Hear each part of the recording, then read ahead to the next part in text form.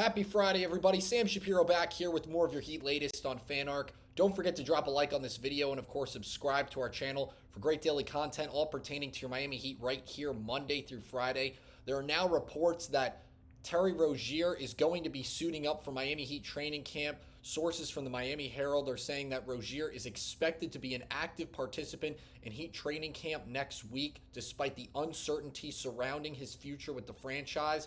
And this might come as a surprise to many Heat fans, not just because Miami making it pretty clear that they're kind of done with him and would ultimately choose to waive him instead of trying to keep him around for the 2025-26 NBA season at this point. But now with this Tyler Herro injury, definitely begs some question that Miami maybe is considering to potentially add Rozier as a potential point guard to be one of those veteran players in the rotation and could potentially bolster Miami's roster in some sort of sense. I mean, obviously, he hasn't really demonstrated that, and we've talked about this time and time again here on the channel, how he hasn't really been the type of player that many Heat fans and the organization was really hoping to kind of see. But however, now with the situation presenting itself like it is, at this point, you're still paying the guy 25 plus $million. You might as well see if things have maybe changed or if he could potentially fit in a roster to kind of start the regular season at this point. So I think it's interesting that there are now reports that Rozier is going to be suiting up for training camp and that Miami could potentially be looking at him to maybe make some sort of difference in the roster. I'm going to get into later in the episode how this might have some implications for a lot of different areas regarding the team. Drop in the comments if you think this is kind of Miami's way of maybe saying that they kind of are second guessing potentially getting rid of Rozier and are willing to kind of see how the situation with him marinates with the roster in terms of him potentially bolstering some success for Miami, at least at this point in time. But we'll also have to wait and see if Rozier actually does end up coming to training camp and if maybe the experiment of Miami potentially being patient and seeing how some of the pieces they at least have right now are going to pan out. I mean, Rozier is still part of the team, at least at this point in time. So because they're not completely set in stone on waiving him or, just trying to, obviously they want to trade him, I feel like still at this point, but at least trying to see if there could be some sort of situation worked out where he could bolster Miami's roster in some way, shape, or form, especially now with Tyler Herro out of the picture, at least until right around Thanksgiving, at least that's where it's being targeted, could definitely be worth more of Miami's time than potentially just deciding, all right, let's just waive him. He can sit at home because at this point he's kind of out of the rotation. But how things kind of look right now, it seems like Miami might be considering if he could now be part of some sort of rotation in the grand scheme of things with Miami. I also wouldn't be surprised if he just ultimately didn't end up playing and Miami was kind of just, again, seeing how this whole scenario is really going to play out. But I wouldn't honestly really be surprised either way, whether he plays or not, despite Miami and, sources from the Miami Herald saying that he is going to be suiting up for training camp at this point. But another question that this really kind of begs on my mind right now is, what are the implications now that Rozier at least is being reported, or it's being reported that Rozier is going to be at training camp? What does this necessarily mean for Precious Achiuwa now that he is at least returning to Miami at this point in time? And potentially, if there is a scenario where Miami does look like what they see in training camp and think that Rozier could be part of a future rotation with Miami at this point, does this ultimately hurt Achiuwa's chances of really getting a guaranteed deal and being guaranteed, forward reassurance in Miami, or at least in the big man department for Miami? I think that, again, if things kind of pan out unexpectedly and then Miami decides maybe in a couple of weeks or a month or two or so that they do like what they see from Rozier now, it could maybe kind of edge Achiuwa out, also deciding that, or assuming that Miami then decides if maybe one of the other prospects they had been looking at is kind of a better fit, that it could potentially edge Achiuwa out in getting that fully guaranteed deal. But I'm hoping right now that it doesn't necessarily completely squander his chances because, again, it seemed like Miami and Achiuwa were both mutually interested in forming that reunion, like I mentioned in last episode. but also Miami kind of needing more of what Achiuwa could potentially offer this team, especially in the front court department. You take Achiuwa out of the equation right now, and Miami doesn't really have a whole lot of depth in the big man department besides Bam and Ware, and then Jovic kind of flexing in and out, as well as Jaime Jaquez Jr. But I just think that in some ways, Rozier reporting to training camp might not be the most beneficial thing for Precious Achiuwa right now.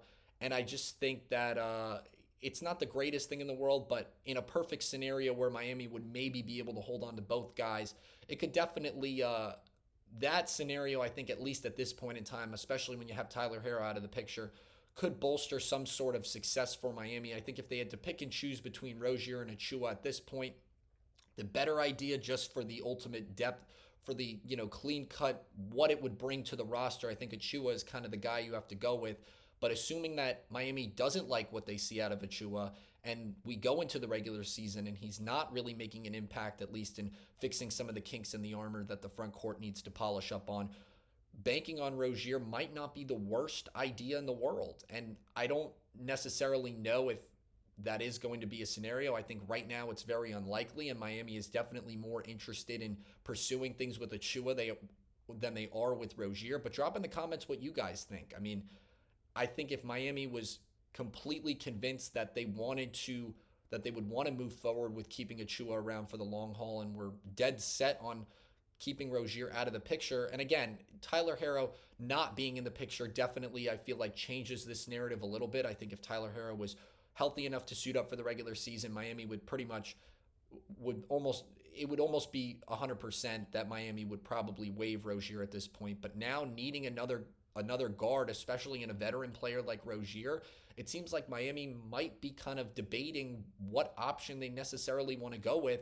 And this could potentially, like I said again before, could potentially hurt Achiuwa's chances of maybe inking a fully guaranteed deal in the near future. So again, drop in the comments what you think.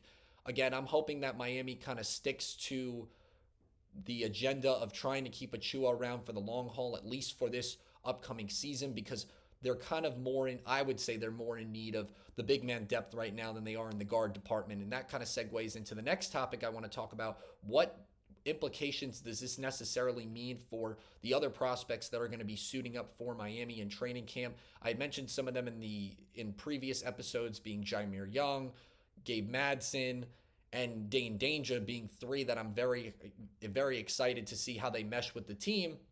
And I think because Miami, looking at these two guys that have multiple NBA seasons under their belt, a little bit more veteran experience, or just really NBA games under their belt in comparison to some of those guys, I think it ultimately kind of edges them out of contention to really potentially get a full-time or a fully guaranteed deal as well, especially because with Miami being so close to the luxury tax, they're still going to have to pay Rozier regardless. And I think that keeping Achiuwa around, I don't know if they'd be able to get away with paying him only $1.6 million. It's probably not the case. I can't really see Achiuwa wanting to settle for that. And there would probably be plenty of other teams that would want to sign him for more money. So I think this kind of edges out a lot of those guys that Miami could potentially be looking at right now. But I mean, anything could happen in training camp. And I think that if a lot of those guys prove to make more of an impact, or at least kind of spell out a better narrative that the organization wants to see,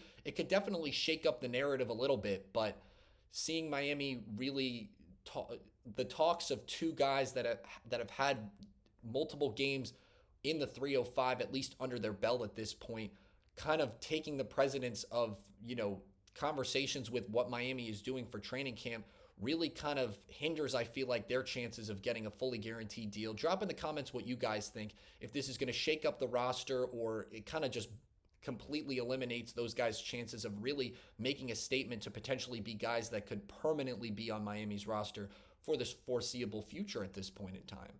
And now moving over to some other news regarding the Miami Heat. Rudy Gay had some interesting comments to make about the 2013 season, specifically with the Memphis Grizzlies, and his take on them playing the Miami Heat if they had the opportunity, at least in the postseason.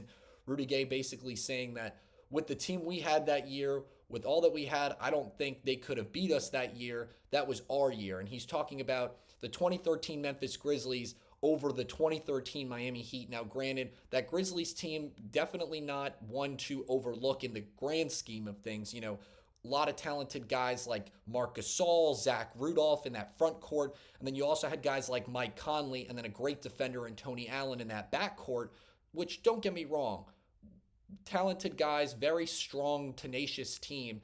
But to say that they would come outright and just beat the 2013 Miami Heat in the NBA Finals. I mean, the 2 seasons prior, that Heat team had been in the NBA Finals 2 years in a row, winning one of those 2 championships.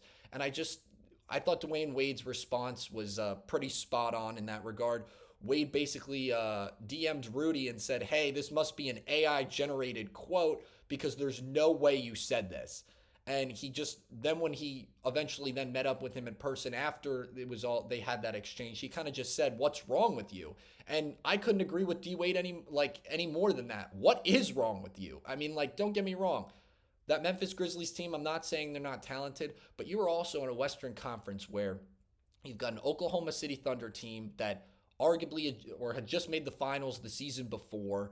You have just a plethora of it's the Western Conference. They're just generally always tough and a lot stronger than the Eastern Conference in the grand scheme of things, which, I mean, if you put that Memphis Grizzlies team in the Eastern Conference, probably would have looked better in terms of a regular season standing stature, so to speak.